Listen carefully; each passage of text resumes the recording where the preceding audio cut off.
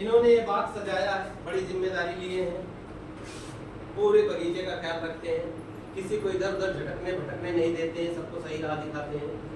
और मुझे याद है इनको मैंने जब ज्वाइन कराया था, ये मैकेनिक मोटरसाइकिल बनाने का काम करते थे। लगभग 17-18 साल 13 साल इन्होंने मैकेनिक का काम किया, 28 साल किया इन्होंने मैकेनिक का काम।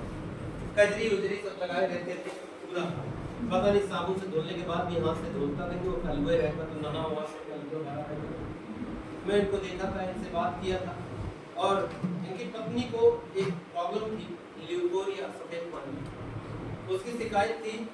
मैंने इनको बताया, इन्होंने बड़ा हिम्मत करके 2 प्रोडक्ट लेके खाने को दिया, बहुत तेजी से आराम हुआ। फिर इनकी पत्नी ने किसी और को बताया तो उन्होंने दोबारा फोन करके मुझे 2 डिब्बी और चाहिए, एक दिन का और है, आप ठीक करिए। तो इनको दोबारा मैं डिब्बी देने के लिए गया तो इनको मैंने ज्वाइन करा। इनसे मैंने कहा लाखों रुपए यहाँ से आएंगे तो मेरा मुंह देख सच मैंने कहा भरोसा तो 25,000 आ जाए तो होगा। शुरुआत किया तो हमने कहा ठीक जाइए, आज आइए इन्हीं की जवानी सुनते हैं जिंदगी कैसे चलती है। साथियों गुड मॉर्निंग। Good morning. परिचय देना चाहेंगे, नाम अनीस अहमद है, रहने वाले सल्लापुर से हैं, और एक बार जिनके माध्यम से आज बीच में मैं आपके खड़ा हूँ, बोलने लायक बना, और जिंदगी के जो सपने मैंने पाले थे वो सारे सपने मुझे पूरे होते हुए नजर आए। मेरे गुरु महागुरु सब कुछ आप हैं। सर के लिए एक बार जबरदस्त ताली भी हो सकती है। मेरे जीवन में जो सपने थे वो सपनों को पूरा करने के लिए मेरे ग्रेट अपलाइन है सुरभि सिंह, एक बार उनके लिए भी जबरदस्त ताली। क्योंकि मुझे इस बिजनेस में जो लाने वाले व्यक्ति थे, अचानक वो 20,000 25,000 की इनकम तक पहुंचे, और एक दिन मुझे शाम को बुलाया। उन्होंने कहा कि अनीस अहमद तुम्हारे सपने हैं, तुम इस सपनों को पूरा करना चाहते हो। मैंने कहा हाँ सर। बोले कि इस बिजनेस को मैं नहीं करना चाहता हूँ और मेरे घर का बंटवारा होने वाला है, अब मैं अपनी खेती बाड़ी का काम करूंगा, देखूंगा। मेरे ग्रेट अपलाइन थे मोहम्मद इरफान सर, एक बार उनके लिए भी जबरदस्त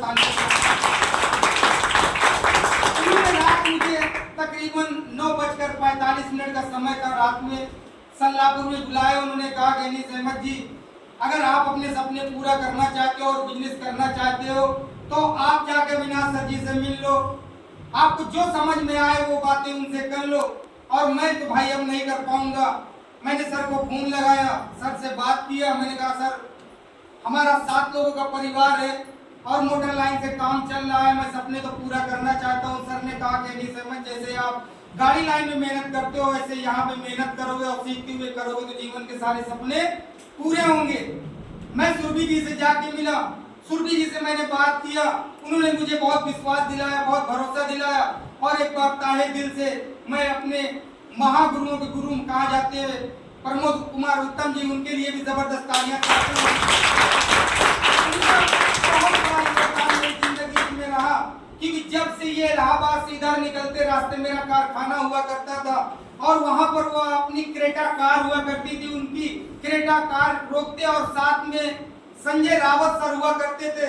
अंशु रावत जी को जानते हैं? जी सर। उनके पति थे संजय रावत जी। दोनों लोग इधर से जब गुजरते, कसम खुदा कि वो मेरे कारखाने पर रुकते, और रुकने के बाद हारन बजाते, मैं गाड़ी बनाता रहता, भाग के उनके पास जाता। मेरे हाथों में, जैसे सर ने बताया कि कोयला कजली पूरी तरह लगा होता था, मैं हाथ पोंछता हुआ शर्माता हुआ उनके सामने जाता, और संजय रावत सर और उत्तम सर जी दोनों लोग खिड़की के बाहर हाथ निकाल दिया करते थे।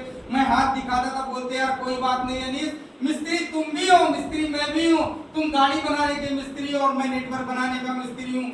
मैंने कहा सर आप नेटवर्क बनाने का कला मुझे सिखाइए और मैं गाड़ी बनाना छोड़ दूंगा। मेरे महागुरुओं का बहुत बड़ा योगदान मेरे जीवन में रहा है। उतार चढ़ाव तो बहुत जिंदगी में आए और हर जगह आते हैं, हाँ या ना? yes. कुछ लोगों के जब उतार चढ़ाव आता है तो मैदान छोड़ के भाग जाते हैं, भागते या नहीं भागते? yes. दोस्त मेरे साथ भी बहुत आया, लोगों ने बड़ा मजाक बनाया था, जिंदगी का बड़ा खिलवाड़ किया था। क्यों? क्योंकि मैं पढ़ा लिखा व्यक्ति नहीं था, मदरसे में 5 तक रह मैंने पढ़ाई किया था। ये सर ने बताया 28 साल से कारीगरी कर रहा था, सपने थे। सर ने मुझे सारा सिस्टम दिया और सर की ही उंगली पकड़ कर मैं चलता रहा। पहली इनकम मुझे 19 रुपए आई, बड़ी इनकम मैंने 55,391 रुपए लिया और टोटल इनकम मैंने तकरीबन 9.5 लाख से ऊपर यहाँ पर लिया। बताया आ रहा है, कार फंड भी आ रहा है। एक छोटी सी स्टोरी सुनाना चाहूंगा, सुनना चाहेंगे? सुनना चाहेंगे? एक बार क्या हुआ, बारिश का समय था, सारे बादलों ने मिला और मिलके आपस में बात किया कि आने वाले 3 साल तक हम पानी नहीं बरसेंगे। कितने साल तक? 3 साल तक हम पानी नहीं बरसेंगे। जो किसान लोग थे, अपना खेत की जुताई वगैरह करते थे, उन्होंने क्या किया, अपना हल बैल को लिया और अपना रख दिया जुताई। उन्हें ये पता हो गया भाई 3 साल 4 साल बारिश नहीं होगी तो आप जुताई खेत में नहीं करेंगे। पर एक व्यक्ति था, वो जुताई कर रहा था, खेतों में जुताई कर रहा था और वहीं से बादल गुजर रहे थे। अब जब बादल गुजर रहे थे तो बादल वहां पर रुके और उस किसान से पूछा कि एक बात तुम मुझे बताओ यार, तुम्हें पता है कि मैं 3-4 साल हम लोग बारिश नहीं होंगे, पानी नहीं बरसेंगे, फिर क्यों तुम जुताई कर रहे हो? तो किसान ने मुस्कुराते हुए बादल से जवाब दिया कि ऐ बादल, मैं जुताई करना भूल न जाऊं, इसलिए मैं जुताई कर रहा हूं। तो बादल को ये बात समझ में आई, कहीं यार मैं पानी बरसना न भूल जाऊं। उसने क्या किया, सारा का सारा बारिश उसी के खेत में हो गए, पूरे लोगों के खेत में नहीं हुए। मेरी कहानी का मतलब समझे? हम लोग क्या करते हैं, हम लोग लगातार काम को नहीं करते हैं। ये सच्चाई है, काम को काम समझकर भी नहीं करते। और यहाँ पर कोई काम है दोस्तों, यहाँ पर तो आराम है, अच्छी अच्छी बातें मिलती हैं, अच्छी अच्छी जानकारियां मिलती हैं, है कि नहीं? लेकिन हम अपने सपनों को लेकर कमिटमेंट नहीं होते हैं। होते हैं क्या? यहाँ आएंगे, ताली बजाएंगे, लेकिन यहाँ से जाने के बाद मैं गारंटी लेता हूँ, चैलेंज करता हूँ इस बात के लिए कि न लिस्ट बनाएंगे और न अपने घर से बाहर निकलेंगे। विश्वास से बोलिए, ईमानदारी से बोलिए, हाथ खड़ा करिए, खड़ा करिए। कितने लोग मिलते हैं? अपने आप से ईमानदार होना। पूरा 1 हफ्ता गुजर गया, 1 हफ्ते में कितने लोगों के पास हम गए? सपने पूरे करने के लिए आए हैं। खेती करने वाला 8 घंटा खेती करता है, मजदूरी करने वाला 8 घंटा जाके मजदूरी करता है, 300-400 कमाता है। एक दुकान वाला मेरे जैसा आदमी सुबह 7 बजे सवेरे उठाता था, रात को 11 बजे 12 बजे रात तक काम करता था। एक नौकरी करने वाला 8 घंटा नौकरी करता और यहाँ लाखों कमाने के लिए हम 4 घंटा भी देते हैं क्या? बोलिए हाँ या ना? बोलो ना भाई, नहीं देते हैं। और सपने हैं लाखों कमाने, सपने हैं लाखों कमाने के, लेकिन यहाँ देना तो कुछ नहीं चाहते। क्या पूरे होंगे भाई? होंगे? बोलो ना। नहीं होंगे। अपने आप से ईमानदार बनना पड़ेगा। जीवन में मौका एक बार मिलता है, बार बार नहीं मिलता है। और मौका एक मेहमान की तरह होता है, हमारे पास आता है ना। कर बहाना तकदीर का रोते रहे, कर बहाना तकदीर का रोते रहे। जब तकदीर द्वार पर आई तो बेफिक्र होके सोते रहे।